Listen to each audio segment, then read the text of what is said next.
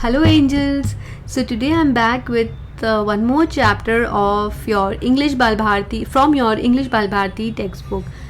सो angels इसमें हमें sentences बना के सिखाया गया है, जैसे कि हमें पिछले चैप्टर्स में तो सिर्फ वर्ड्स बताए थे और फिर हमें सिखाया गया था कि कैसे हमें वर्ड्स बनाना है, कैसे उसके साउंड्स होते हैं, और फिर आगे अब हम रीडिंग करेंगे.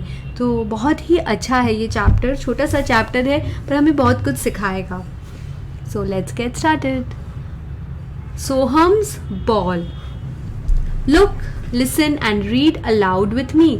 सो आपको देखना है, सुनना है और मेरे साथ साथ रीड करना है.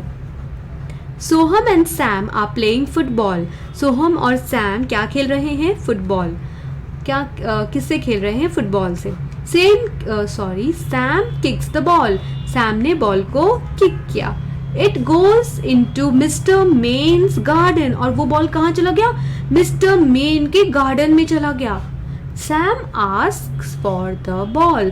सैम ने जाके मिस्टर मेन को बॉल के लिए पूछा. आस्क मतलब पूछा. Excuse me, may I have the ball please. कितने अच्छे से जाके सैम ने रिस्पेक्टफुली मैनर्स के साथ पूछा, excuse me, may I have the ball please. मतलब पूछा जाके, इसलिए एक क्वेश्चन मार्क है. जब भी हम किसी से कुछ पूछते हैं ना एंजल्स, तो ये क्वेश्चन मार्क डालते हैं. Sure, here it is. तो मिस्टर मेन ने कहा श्योर, ओके, यहाँ है आपकी बॉल.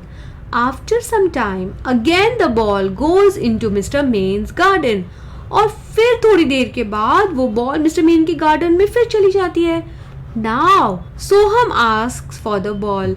तो पहले सैम गया बॉल मांगने के लिए मिस्टर मेन के गार्डन में, और फिर कौन गया? सोहम गया. Now Soham asks for the ball. अब सोहम पूछ रहा है बॉल के लिए, गिव मी द बॉल. तो मिस्टर मेन ने कहा no I won't, said mister Men. Why does mister Men say no? Mister main ने ना क्यों बोला? How is Soham feeling? अब सोहम को कैसा फील हो रहा है?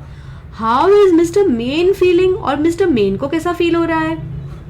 सोहम ट्राइज अगेन. सोहम ने फिर ट्राई किया मिस्टर मेन से बॉल मांगने की. Uncle, may I have the ball please. अब सोहम ने कुछ अलग ढंग से पूछा, कहा अंकल, क्या मुझे बॉल मिल सकती है please? How does mister main feel now? अब मिस्टर मेन को कैसा लग रहा है? और मिस्टर मेन ने शायद बॉल दे दी. Thank you, said Soham. फिर सोहम ने बॉल लेके मिस्टर मेन से क्या कहा? Thank you. अब हमें बता रहे हैं magic words. Can you give me a pencil? Sure, here it is. Thank you. तो इस बॉय जिसने पेंसिल दी थी उसने कहा वेलकम, और जिसने पेंसिल ली थी उस गुड़िया ने कहा thank you. Excuse me, I am sorry. It's okay. तो इस बॉय ने इसके लेग को स्टैम्प किया. इसके लिए इसने कहा आई एम सॉरी. और यहाँ पे उसने छीका, इस लड़के ने छीका, स्नीज किया, अच्छी. उसने कहा एक्सक्यूज मी. ये सब मैनर्स होती है. और फिर यहाँ पे स्टैम्प किया ना, तो उसने कहा आई एम सॉरी. फिर नेक्स्ट जो लड़का खड़ा था उसने कहा it's okay. Draw outline around the words. तो ये सारे मैजिकल वर्ड्स है एंजल्स. उन्होंने कहा है कि भाई इसे एक बॉर्डर दे दो, क्योंकि ये बहुत इंपॉर्टेंट वर्ड्स है ना. Thank you, welcome, excuse me, sorry. So ये सारे ना एंजल्स मैजिकल वर्ड्स हैं जो हमें अपनी डेली लाइफ में यूज़ करने चाहिए, और हम करते भी हैं, है ना. तो थैंक यू कब कहते हैं हम? जब किसी ने हमारे लिए कोई काम किया है, या फिर हमने किसी को कभी गिफ्ट दिया होगा, है ना. तो सपोज अगर आपके फ्रेंड का बर्थडे है और आपने जाके उसे विश किया कि हैप्पी बर्थडे, तो आपकी फ्रेंड क्या कहेगी? Thank you. अगर आपने अपनी फ्रेंड को गिफ्ट दिया, आप कहेंगे here is a gift for you on your special birthday, तो आपकी फ्रेंड क्या कहेगी? Thank you. और सपोज़ अगर आपने किसी का काम करके दिया, जैसे कि अगर किसी ने आपसे कहा अरे यार तू आज है ना मेरे लिए ड्राइंग कर देगी क्या, मुझे बहुत काम है, तो आप कहोगे अच्छा ठीक है कर देती हूँ, तो इतना प्यार से कह रही है तो फिर जब आपने उसको ड्राइंग करके दी तो आपकी फ्रेंड क्या कहेगी, थैंक यू, है ना।